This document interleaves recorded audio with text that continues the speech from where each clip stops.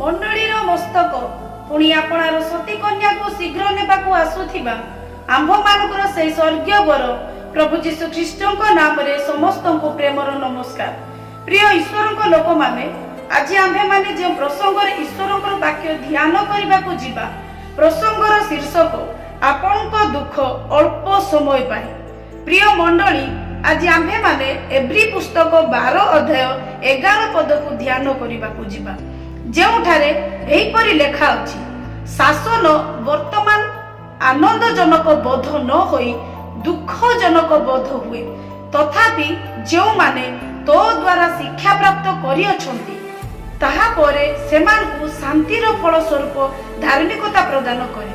प्रिय मंडली आम्भे माने एक सुंदर आश्वासना विषय एठारे देखिबाकू पाऊ। जदि वर्तमान आम्भे माने जीवन रे संघर्ष करूअछु अबा कष्ट दे गति करूअछु किंतु स्वर्गर परमेश्वर एही परि कहंती आपणक पाई मध्य दिने समय आसीबो सेही दिन स्वर्गर परमेश्वर आपणकु एवं मते प्रतिफल देबे।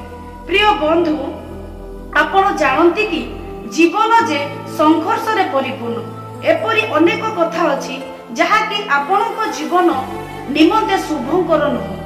परिवार भितरे संपर्क को नहीं देखिबे जे अनेक तिक्तता दोष न करी भी निज लोक मान को द्वारा अपमानित हेबा केवल सेतिके नुह बंधु निज लोक मान को द्वारा ठकामी रे शिकार हेबा। सतरे प्रिय मंडली जीवन रे एपरि अनेक कथा अछि जहा कि आंभ मानकु दुखी करई थाए।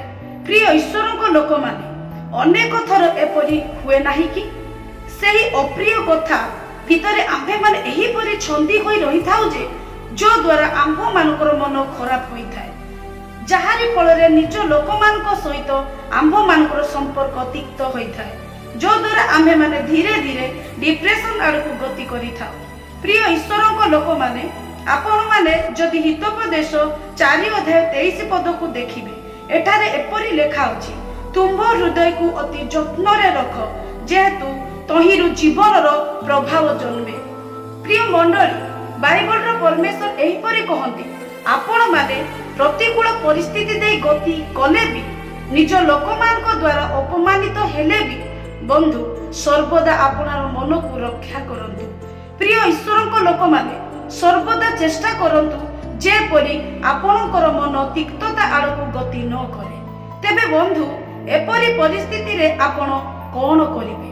प्रिय ईश्वर को लोक माने आपण मानकु विनम्रतार सहित कहिबा पई चाहे सबुठारु भल विषय एहा अटे परिस्थिति जहा हेउना काहेकि एफिसियो 5 अध्याय 19 पद रे एही परि लेखा अछि पुणी तुम्भ मानक हृदय रे ईश्वरक उद्देश्य रे भजन और गीत गान कर। प्रिय ईश्वर को लोक माने एही विषय प्रति ध्यान दियंतु। भक्त दाऊद अपना जीवन रे सबुठारु अधिक गीत संगीता सही समय लिखिथिले जेतेबेले से कठिन परिस्थिति देई गति करुथिले। जदि प्रिय मंडली आपण माने ईश्वर को वाक्य प्रेरित पुस्तक 16 अध्याय 25 पद को देखिबे पाउल और सिला जेतेबेले स्तव गान करुथिले सेमाने सेतेबेले कोनोसी फंक्शन रे नथिले बरंच सेमाने बंदी गृह रे बड़ कष्ट और जंत्रणा रे थिले तथापि सेमाने ईश्वर को प्रति रे स्तव गान करुथिले।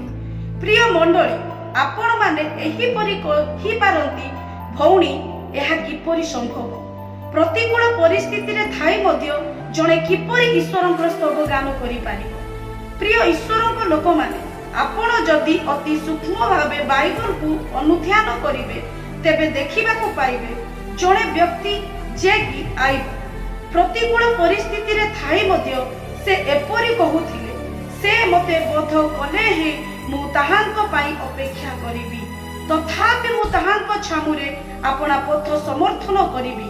प्रिय बंधु स्वर्गर परमेश्वर आयबं को कोन से परि छाडी देले नुहे बंधु आयब जहा भी आपना जीवन रे हरैथिले आयब पुस्तक 42 अध्याय 10 पद अनुसार स्वर्गर परमेश्वर सबु फेरै देले सेथि निराश हुअंतु नाही एबे भी आपनक जीवन रे भरोसा अछि।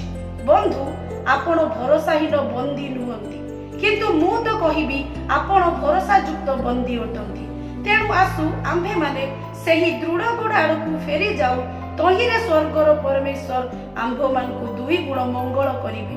प्रभु एई अल्प चिंताधारा रे आंभ मानकु प्रचुर परिमाण रे कल्याण करंतु। आमेन।